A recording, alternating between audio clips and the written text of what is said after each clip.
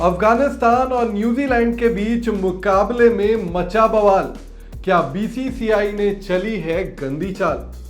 New Zealand और अफगानिस्तान इन दोनों ही टीमों के बीच इकलौते टेस्ट मैच की सीरीज का आगाज आज भारत में हुआ।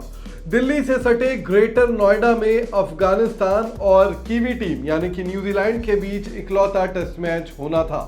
सोमवार यानी कि आज के दिन से इस टेस्ट मैच का आगाज होना था, लेकिन गीले मैदान की वजह से और मैदान में कम सुविधाओं की वजह से इस टेस्ट मैच का आगाज आज नहीं हो पाया, जिसके बाद अफगानिस्तान क्रिकेट बोर्ड ने बीसीसीआई को वार्निंग दी है। पूरा मामला क्या है ये भी आपको समझा देते हैं। दरअसल अफगानिस्तान क्रिकेट को बीसीसीआई लगातार प्रमोट करती है। पिछले कुछ समय से अफगानिस्तान ने यूएई को अपना होम ग्राउंड बनाया हुआ था। हालांकि उससे पहले भारत यानी कि भारत के ही अलग अलग मैदान अफगानिस्तान क्रिकेट के होम ग्राउंड हुआ करते थे।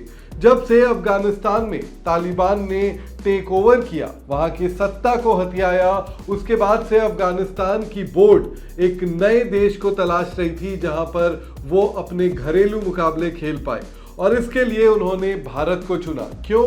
क्योंकि भारत में पहले भी अफगानिस्तान के खिलाड़ी और अफगानी टीम कई मुकाबले खेल चुकी है। इसी कड़ी में अफगानिस्तान और न्यूजीलैंड के बीच दिल्ली से सटे ग्रेटर नोएडा में मुकाबला खेला जाना था। पिछले कई दिनों से अफगानिस्तान की टीम यहां पर डेरा भी डाले हुए बैठी है, लेकिन इस टेस्ट मैच में कुछ ऐसी घटनाएं घटी जिसके बाद इस मुकाबले को शुरू नहीं करवाया जा सका। अफगानिस्तान और न्यूजीलैंड के बीच टेस्ट मैच के पहले दिन क्या कुछ हुआ वो जान लीजिए। गीला आउटफील्ड होने की वजह से पहले दिन का खेल रद्द हो गया। टेस्ट मैच का टॉस भी पहले दिन नहीं हो पाया। हालांकि ग्रेटर नोएडा में मुकाबले के दौरान कोई भी बारिश नहीं हुई, लेकिन इस मैदान का इंस्पेक्शन अंपायर्स ने 6 बार किया। हालांकि इस दौरान ग्राउंड्समैन आउटफील्ड को नहीं सुखा पाए, जिसकी वजह से पहले दिन का खेल रद्द करना पड़ा और अब दूसरे दिन का खेल सुबह 9 बजे टॉस के साथ शुरू होने का ऐलान किया गया है। लेकिन इस बीच एक खबर और आ रही है। खबर यह है कि अफगानिस्तान क्रिकेट बोर्ड ने बीसीसीआई को वार्निंग दी है। बीसीसीआई से जुड़ा हुआ क्या स्टेटमेंट उन्होंने दिया है, अब वो आपको बताते हैं। शहीद विजय सिंह स्टेडियम ग्रेटर नोएडा में कई सुविधाएं नहीं है। हम यहां फिर कभी नहीं आएंगे। लखनऊ हमारी प्राथमिकता रहेगी। हमें उम्मीद है कि भारत में हमारे लिए एक अच्छी जगह मिलेगी और हम उसी पर टिके रहेंगे। हमें लगता है कि अगर हम एक ही वेन्यू पर रहें तो ये हमारे लिए ज्यादा बेहतर होगा।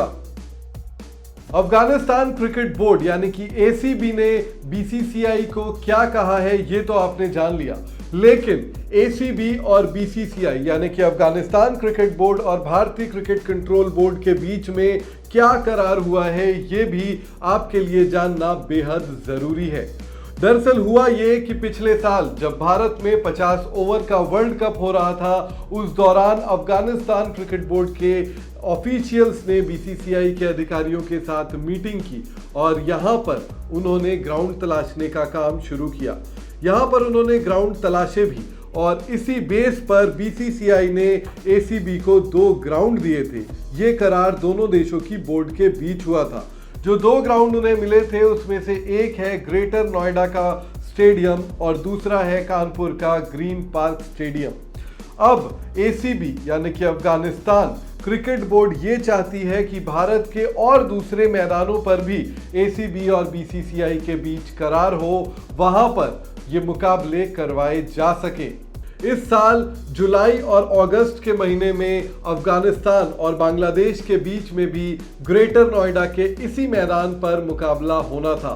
हालांकि ये मुकाबला हो नहीं सका क्योंकि बांग्लादेश क्रिकेट बोर्ड ने पहले ही यहाँ पर मौसम खराब और बारिश का वेदर फोरकास्ट दिखाकर अफगानिस्तान क्रिकेट बोर्ड से ये कहा कि इस समय इस टूर्नामेंट को करवाने का, इस सीरीज को करवाने का कोई मतलब नहीं है। अब देखना यह है कि पहले के हुए करार पर बीसीसीआई क्या एक्शन लेती है। क्या बीसीसीआई एसीबी की मांग को पूरा करती है या फिर एसीबी को ग्रेटर नोएडा और कानपुर में ही अपने बचे हुए मुकाबले या फिर अपने बाकी होम गेम्स खेलने पड़ेंगे, ये बात देखनी होगी।